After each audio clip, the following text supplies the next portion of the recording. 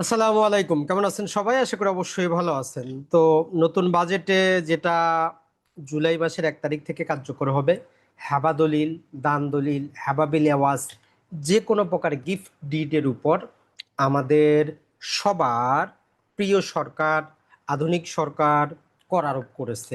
একটা সাবকবলা দলিল করার সময় আপনি একটা সম্পত্তি বিক্রি করে যে টাকা পয়সা ইনকাম করেন তার উপর যেভাবে কর আরোপিত হয়, এই অমানবিক সরকার, অত্যাচারী সরকার সেটাই করতে যাচ্ছে। এখনো সময় আছে, সবাই আমরা প্রতিবাদ করি। না হলে এই যে হেবা দলিলের উপর, মানে বিশ্বাস করা যায় না, স্বৈরাচারী হাসিনা 17 বছরে যেটা সাহস করে নাই, এই ক্ষমতায় আসতে আসতে 17 বছর দেশের বাইরে থাকা ব্যক্তি কি করে তার সাহসটা হয়? এইরকম হলে সরকার কিন্তু 1 বছরও টিকবে না। কারণ হেবা দলিল অ্যাটলিস্ট যেটা আমরা সবার মধ্যে করতে পারি না, মাত্র 15টা সম্পর্কের মধ্যে করতে হয়। বাবা তার সন্তানকে সম্পত্তি দিবে, মা তার সন্তানকে দিবে, তার উপর সে কর আরোপ করতেছে। এর মতো বকলম, এর মতো অত্যাচারী আর কেউ হইতে পারে না। তো এই জন্য মানুষ বলে যে আসলে শিক্ষিত মানুষের কিন্তু লাভ আছে। কারণ হচ্ছে যে হাসিনা স্বৈরাচারী হইলেও সে পিএইচডি করা ছিল। এখন যে সরকার আছে, আসলে এই সরকারে যারা অ্যাডভাইজার আছে এরা গন্ডমূর্খ অথবা নকল করে পাশ করেছে। মানুষের উপর অত্যাচার করে সরকারি কর্মকর্তা কর্মচারীদের বেতন বাড়ানোর চিন্তা ভাবনা করতেছে। তার মানে খাম্বা ধরে আমাদের টান দিতে হবে, ছাড়খাড় হয়ে যাবে।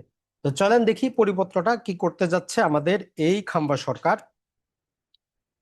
তো এখানে যদি আমরা দেখার চেষ্টা করি, মূলত যত বিতর্ক যায় কিছু সবকিছু হচ্ছে যে এই পরিপত্রটা নিয়ে, যেটা জুলাই মাসের 1 তারিখ থেকে কার্যকর হবে যদি কোনো প্রকার সংশোধনী বা কিছু না নিয়ে আনা হয়।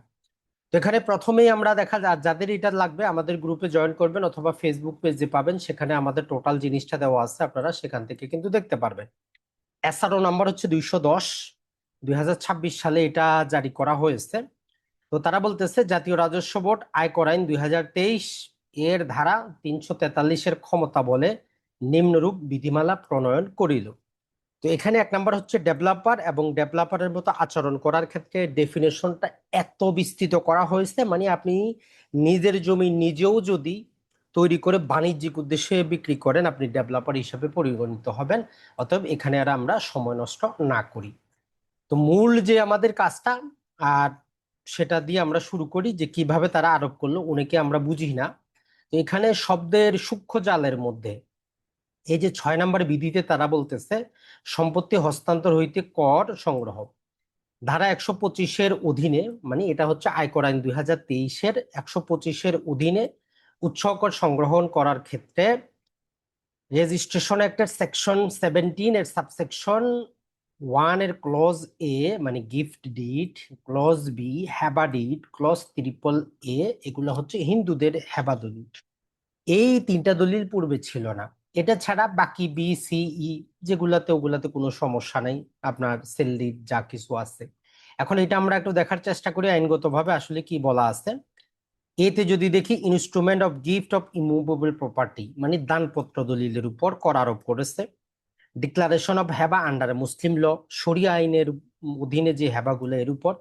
ডিক্লারেশন অফ গিফট আন্ডার বৌদ্ধ খ্রিস্টান, হিন্দু খ্রিস্টান বৌদ্ধ পার্সোনাল ল। বাকিগুলোতে কোনো সমস্যা নেই, কর আরোপ করুক, পূর্বেই ছিল, যেমন সাবকবলা দলিলে দিতে হয়। তার মানে এইটা তারা জেনে শুনে সূক্ষ্মভাবে, মানে অন্যান্য ক্ষেত্রে মানুষ অতিষ্ঠ, এখন আন্দোলন সংগ্রাম করার পরে তারা এটাকে কিন্তু কি করবে, বাতিল করবে। তার মানে মানুষকে একটু সান্ত্বনা দিবে। তো আমরা আবারও বলবো যে প্রধানমন্ত্রীর আশেপাশে যেই সমস্ত, বলবো, গণ্ড মুরুক্ষ আছে, মানুষের পালস বুঝে না, স্বৈরাচারী 17 বছরে যারা সাহস করে নাই, এই সরকার মাত্র 3 মাসে সেটা করতেছে। এদের সরকার কিন্তু টিকবে না, কারণ জনগণ এমনি অতিষ্ঠ হয়ে গেছে। আইন শৃঙ্খলার কোনো কিছু কিন্তু সারা দেশে ভালো না, জায়গা জমির দাম কিন্তু বৃদ্ধি। তো যাই হোক, বাকি এগুলা আগের মতোই আছে। তো এই ক্ষেত্রে আমরা সর্বশেষ যদি একটা কথা বলার চেষ্টা করি, ধরেন যে আপনি একজন প্রত্যন্ত গ্রামে থাকেন, আপনি আপনার ছেলেকে হাবা করবেন।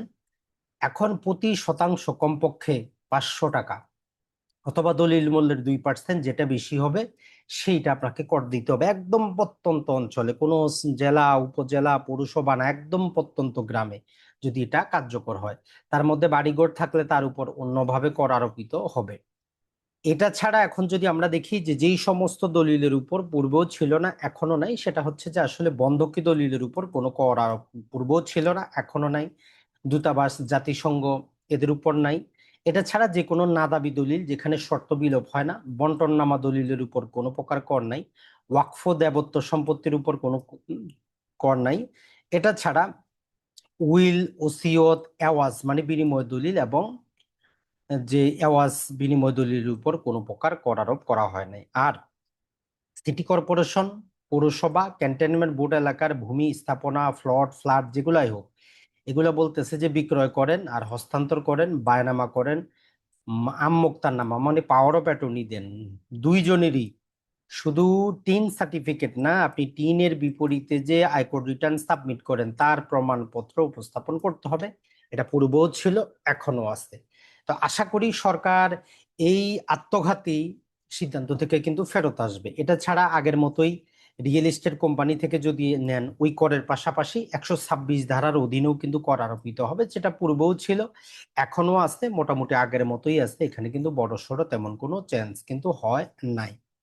তো আশা করি আমরা এই ভিডিওটা বেশি বেশি শেয়ার করব, আপনি আপনার জায়গা থেকে প্রতিবাদ করবেন, এটা অন্যায়। অ্যাটলিস্ট তারা যদি, আমরা জানি তারা বলবে যে দানপত্র দলিলের নানা প্রকার হয়রানি হয়, নানা প্রকার প্রতারণা ঘটে, অ্যাটলিস্ট হ্যাবা দলিল তো আপনি 15টা সম্পর্কের মধ্যে দিচ্ছেন, তাহলে এই হ্যাবা দলিলের উপর তো আপনি কর আরোপ করতে পারেন না। দান দলিলে কর আরোপ করেন, তাও কিছু যৌক্তিকতা আসে।